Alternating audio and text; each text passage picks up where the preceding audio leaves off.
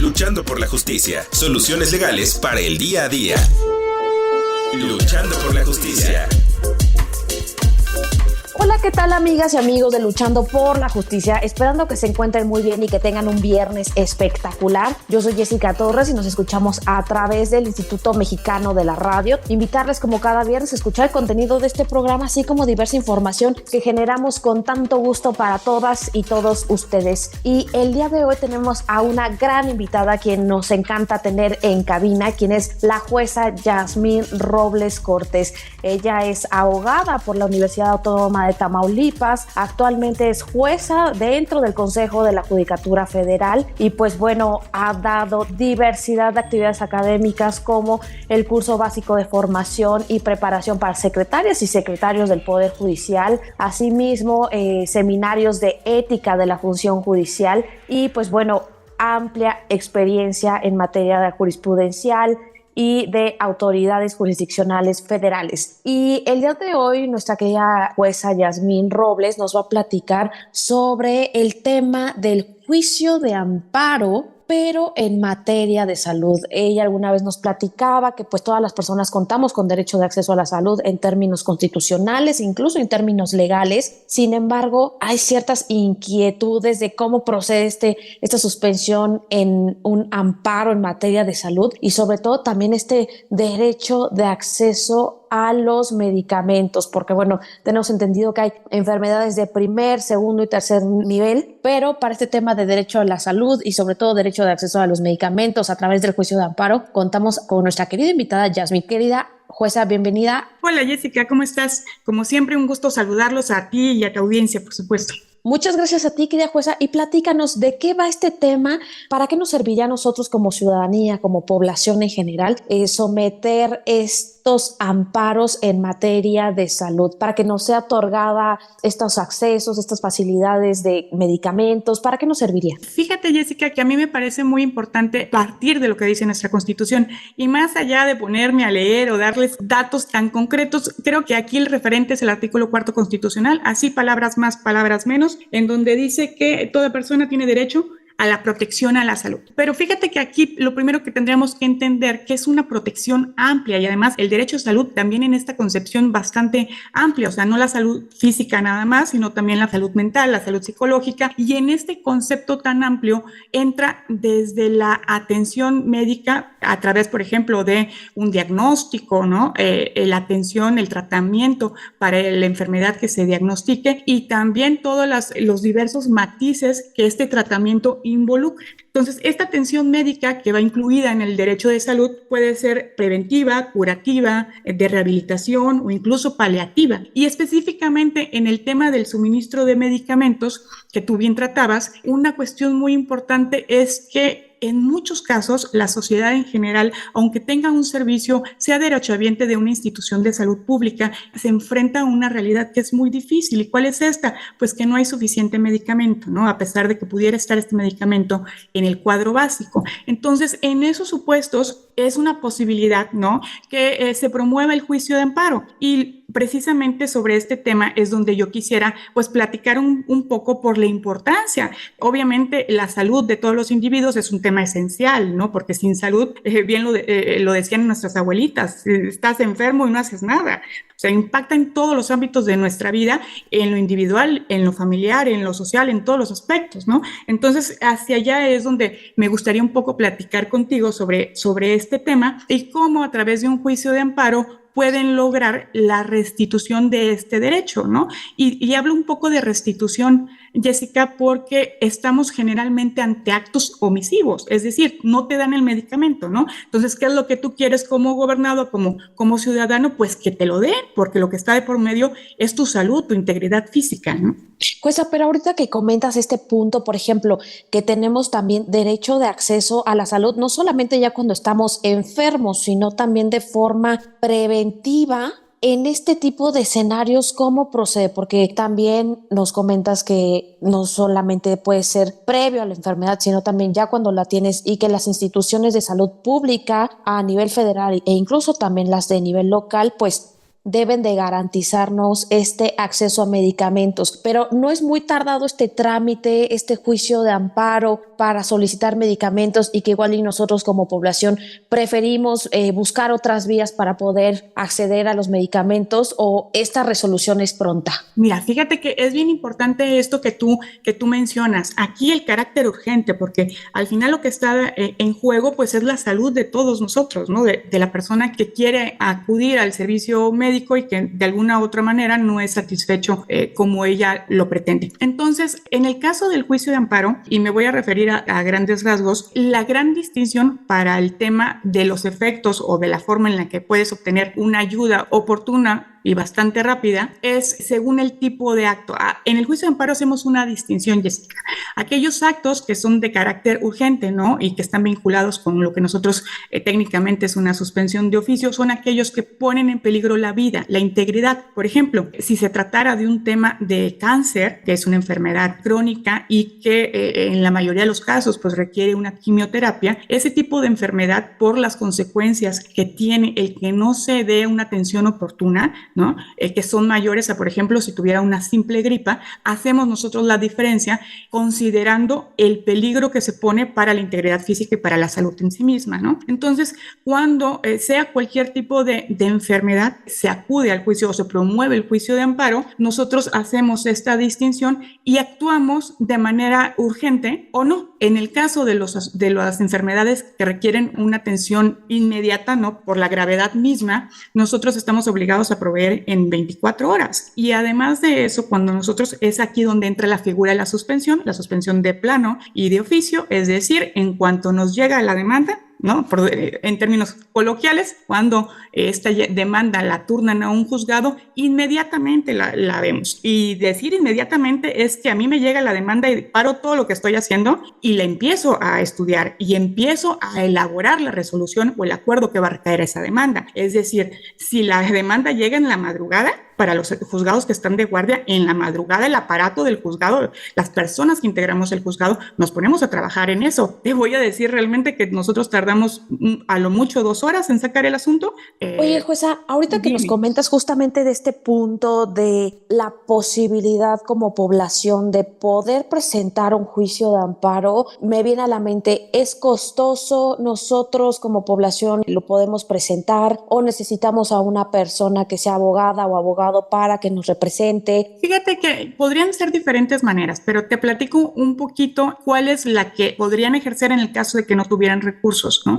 Cuando se tienen recursos, pues puedes contratar un abogado que es especialista, ¿no? En la materia, obviamente, y esta persona pues te elabora la demanda. El tema es cuando, precisamente, imagínate, Jessica, que tu salud está comprometida y todavía erogar para el abogado, pues es un escenario complicado para la mayoría de los ciudadanos, ¿no? De la población. En estos casos, y si me permite el comercial, ¿no? El Poder Judicial de la Federación también cuenta con un instituto que le decimos Instituto de la Defensoría Pública, y ahí hay una serie de asesores, se brinda asesoría para este tipo de casos. Esta asesoría jurídica puedes tener el primer contacto con ellos incluso por internet, que es muy importante, y si tú me permites, pues les doy la página de internet, ¿no? Es ifdp.defensatel.cjf.gov.mx, es decir, estas siglas del propio instituto, y ahí en cuestión de clics tú entras al apartado que dice asesoría jurídica, hay después otra imagen para asesoría en materia administrativa y ahí llenas tus datos. Es como un formulario de cualquier tipo o un formulario general con datos como tu nombre, tu dirección, tus teléfonos y la forma en la que te pueden contactar.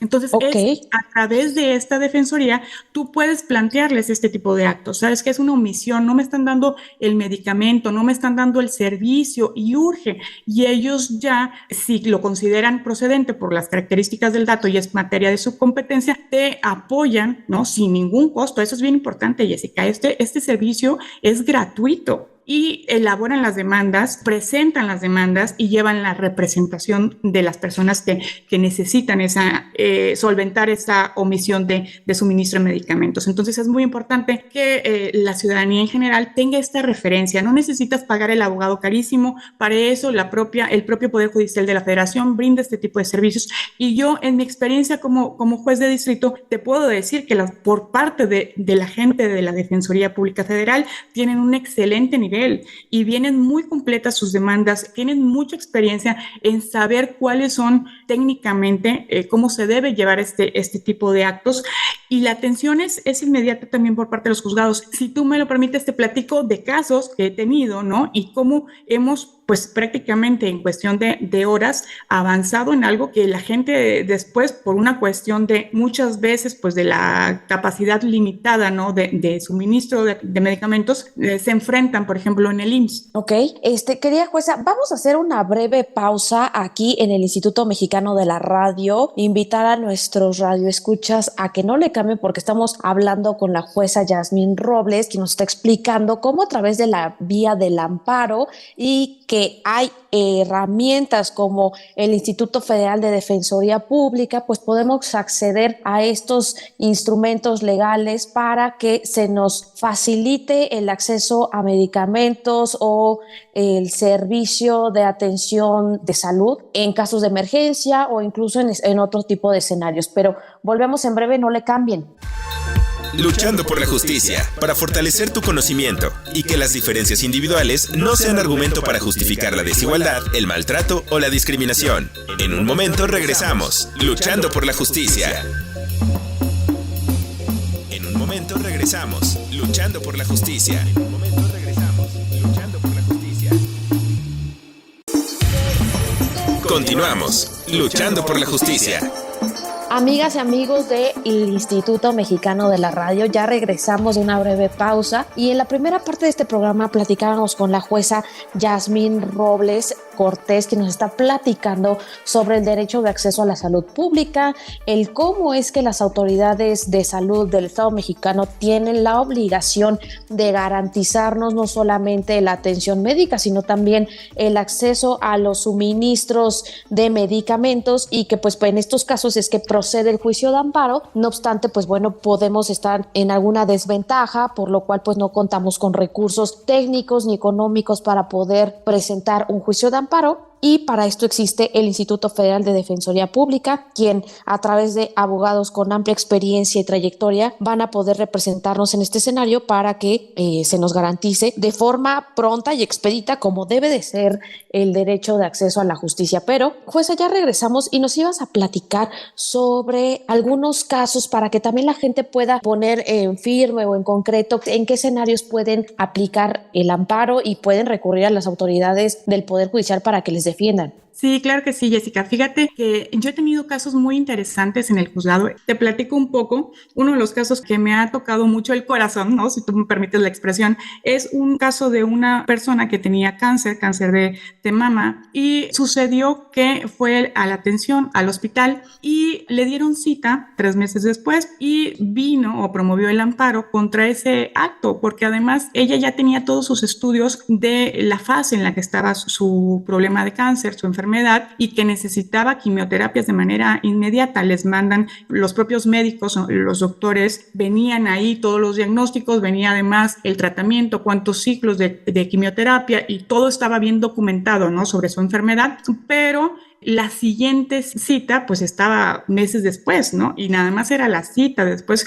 faltaba programar todas las quimioterapias que además las remitían a la Ciudad de México. Bueno, mi adscripción ahorita, un breve comentario, es en la ciudad de Tuxtla Gutiérrez. Entonces, en este caso, la quejosa pretendía, además de la atención médica, es decir, que la siguieran atendiendo por parte de especialistas, también pretendía que se le suministrara, bueno, la quimioterapia, y además la posibilidad o se evaluara la necesidad de retirarle el seno, ¿no?, por esta gravedad de su problema de salud. Entonces, a través de la demanda de amparo y específicamente de la suspensión, nosotros le concedimos esta medida para efecto de que la atención fuera inmediata. ¿Y qué sucedió? Que bueno, prácticamente en cuanto nosotros notificamos a las autoridades del IMSS, pues les dieron una cita en la misma semana para la atención, fue valorada, fue remitida a la Ciudad de México, en la Ciudad de México se le empezó a dar el tratamiento, incluso por la lejanía de la ciudad en la que radico y la Ciudad de México, en diciembre se le autorizó el transporte aéreo, ¿no?, por parte del IMSS, por la urgencia precisamente de esta enfermedad tan grave, ¿no? Entonces, es uno de los casos que me ha tocado, ¿no? Que es importante, si te fijas, platicando o retomando un poquito lo de la cápsula anterior, que hablábamos de diferentes tipos de actos, ¿no? Según la urgencia y según la gravedad de la enfermedad. Este es uno de esos casos en los cuales la urgencia es patente, ¿no? Porque puede evolucionar muy rápido la enfermedad. Otro caso que nosotros tuvimos aquí en el juzgado fue un bulto que tenía la persona en el ojo y ella estaba también del Instituto Mexicano del Seguro Social, y lo que buscaba ella era la remisión al área especializada para que un oftalmólogo la viera, evaluara y diagnosticara qué realmente era la enfermedad y si necesitaba que le quitaran este bultito por el hecho de que podía comprometer su visión. En este caso también, si el público puede percibir un poco, son omisiones, es decir, no les dan medicamento, no le dan tratamiento, no le dan la cita de inicio. Cuando no te dan la cita, pues ¿qué podemos hablar de todo lo demás? ¿No? El primer contacto es eso. En este caso también lo que hicimos nosotros es concederle la suspensión para efectos de que el área especializada, el hospital de especialidades, la atendiera de manera inmediata y le diera todo el tratamiento. Cuando nosotros en los juzgados de distrito atendemos estos asuntos, es concederle la suspensión para efecto de que le den la cita, pero además todo lo siguiente, es decir, cita con el especialista, que te le hagan los exámenes de laboratorio, todo lo que sea necesario, el medicamento. Y el medicamento no en la dosis inicial, sino todo el tratamiento completo. Por eso cuando platicábamos en la otra parte de la entrevista sobre la protección de la salud, yo les decía, es un derecho humano que es muy amplio, que abarca muchas obligaciones por parte del Estado y que además debe ser progresivo, es decir, debe ir incrementándose en beneficio de todos los ciudadanos, de toda la población. Y ahorita que comenta, por ejemplo, que no solamente debe ser para los medicamentos o el tratamiento inicial, sino debe de garantizarse el acceso a el tratamiento desde que comienza hasta que termina. Pero en caso, por ejemplo, que se suspenda, es decir, que comiencen a dar el tratamiento y de pronto, por ejemplo, en estos casos de quimioterapias o de tratamientos para enfermedades cronológicas que son degenerativas, etcétera, también se puede ir por la vía del amparo, o hasta qué punto podemos promoverlo. Todos este tipo de actos pueden ser materia de la demanda de amparo. La solución, por así decirlo, o la atención traducida para las personas de manera inmediata es vía la suspensión, que es una medida cautelar dentro del propio juicio de amparo, pero mientras que el juicio de amparo no se resuelva de manera definitiva, mientras que no se dicte sentencia y esta causa ejecutoria, la suspensión como medida cautelar sigue viva. En palabras sencillas, ¿en qué se traduce? Que esta atención o esta obligación de las autoridades de brindar la atención médica integral en este sentido puede prolongarse meses, lo que sea necesario. Además, hay una cosa que es muy importante, Jessica, tener en cuenta que nosotros como jueces no somos médicos en sí. Nosotros damos los elementos para que además el diagnóstico lo realicen los médicos. Por ejemplo, en una suspensión de esta naturaleza se le indica suministrarle los medicamentos conforme al padecimiento y su evolución, porque también nosotros tenemos que ser cuidadosos de que podemos obligar a los médicos a suministrar un tratamiento. Imagínate que en algún momento venga alguna reacción desfavorable, ¿no? Alguna alergia, o que no sea ya el tratamiento más óptimo para esa enfermedad. Entonces nosotros en la propia redacción de los efectos de la suspensión somos muy cuidadosos en ese sentido. Por ejemplo, si fuera una quimioterapia que inicialmente le hubieran prescrito solamente 6 ciclos y nosotros dijéramos la suspensión nada más para que le des los 6 ciclos de quimioterapia y necesitan, no sé, 6 más, pues entonces esos también se incluyen. ¿Pero de qué depende? De que a nosotros los jueces, los médicos que están involucrados o el servicio de salud que está involucrado nos justifiquen que esa es la mejor solución, porque nosotros no podríamos tomar como juzgadores directamente una decisión que escapa de los conocimientos por la propia especialidad médica, ¿no? Y sin duda también nos invitas a la reflexión de qué documentos, por ejemplo, debemos de recabar o tener que, en dado caso, como población, como ya sea derechohabientes o no derechohabientes del servicio de salud pública, debemos ir adquiriendo, es decir, alguna prueba, algún oficio, alguna fotografía que podemos utilizar. Fíjate que son muy diversas las pruebas que pueden exhibir. En estos juicios que te comento, una de las cosas importantes, por ejemplo, es la cartilla, ¿no? Donde venga su número de seguridad social, por ejemplo, del IMSS. Nos han exhibido los estudios de laboratorio donde diagnostican la enfermedad. Por ejemplo, incluso tuvimos uno de dengue, ¿no? Y el tema del dengue hemorrágico también es muy importante. Todos los estudios de laboratorio, las propias recetas, por ejemplo, si en el IMSS te dan una receta ordenando el suministro de tal medicamento y cuando vas al área de farmacia de la clínica no te lo dan, pues bueno, esa receta a nosotros nos sirve. ¿Por qué? Porque significa que la propia autoridad ya consideró, la autoridad del IMSS o en el ISSSTE, ya consideró que ese es el medicamento óptimo, ¿sí? Entonces, ellos mismos no podrían desconocer su propia instrucción, ¿no? Sobre cómo a través de qué medicamento, pues, se va a solventar esa enfermedad, ¿no? Se va a resarcir esa enfermedad. Entonces, eso es importante que traigan al juicio de amparo, que anexen la cartilla, que traigan las pruebas, los estudios de laboratorio que tengan, la impresión de ellos, ¿no? Que las recetas, por ejemplo, en el caso específico de suministro de medicamentos, y cuando promueven en nombre, por ejemplo, de un niño, ¿no? Que los papás que firman la demanda traigan, por ejemplo, el acta de nacimiento, que es muy importante porque así demuestran este vínculo con el menor. Entonces, son algunas de las pruebas. Incluso han llegado a exhibir como pruebas fotografías. Si es en el caso que les platicaba un poco sobre el cáncer de mama, pues traía esta persona fotografías sobre ese padecimiento y la gravedad, ¿no? Que ya representaba visiblemente, más allá de lo que pudiera leerse en los estudios de laboratorio y todo eso, visiblemente ya era notorio, ¿no? Bastante. Entonces, pues creo sin duda es un tema bien importante que, como nos comenta jueza, pues debemos traer en el radar y que cualquier elemento nos puede servir para poder acreditar que el derecho de acceso a la salud, no solamente a los expedientes, sino también a cuestiones médicas en sí mismo y a los medicamentos, pues pueden ser útiles para solicitarlo por la vía jurisdiccional a través del mismo Poder Judicial Federal, del Instituto Federal de Defensoría Pública. Pero querida jueza, se nos está acabando el tiempo y quisiera pedirle redes sociales, dónde la encontramos, dónde podemos consultar mayor información. Claro que sí, mira, sobre todo yo estoy activa en X y mi usuario es @RoblesCortésMX, Robles la primera con mayúscula, Cortés y también la C con mayúscula. Y muy brevemente, lo último para el tema de los medicamentos, me gustaría comentar que la Suprema Corte de Justicia recientemente emitió una jurisprudencia de carácter obligatorio sobre la posibilidad de reembolsar el pago de medicamentos para quien tuvo que comprarlos de manera privada porque las instituciones de salud pública no se los proporcionaron de manera oportuna y gratuita, ¿no? Entonces también es un tema importante. Tal vez en otra oportunidad podremos dirigirnos más ahí. El tiempo es corto, yo lo sé, pero bueno, estoy a sus órdenes, Jessica, siempre un gusto platicar contigo y con tu audiencia. Igualmente, querida jueza, pues bueno, aquí tenemos toda la información. Yo quiero agradecerte nuevamente el que hayas colaborado con el Instituto Mexicano de la Radio. Yo soy Jessica Torres y nos escuchamos el próximo viernes a través del IMER Radio. Que tengan un extraordinario fin de semana. Adiós, gracias, jueza. Hasta luego. Cápsula de la semana. Cápsula de la semana. ¿Sabías que un 28 de marzo se inauguró oficialmente la Hemeroteca Nacional? Su contenido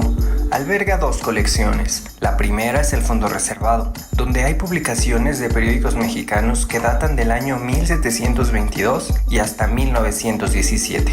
Publicaciones de periódicos extranjeros que datan desde 1665 y hasta 1920. Igualmente microfilmes, entre otros recursos. Por otro lado, la segunda colección es el Fondo Contemporáneo, donde hay periódicos oficiales nacionales y extranjeros. Actualmente ya existen incluso recursos electrónicos, gracias a que en 2001 comenzaron los procesos de digitalización del acervo, en orden de mejorar los servicios bibliotecarios, conservar los materiales bibliográficos y estar a la vanguardia de la época. Esto fue Luchando por la Justicia. Promueve el pensamiento de respeto a los derechos humanos. Luchando por la Justicia.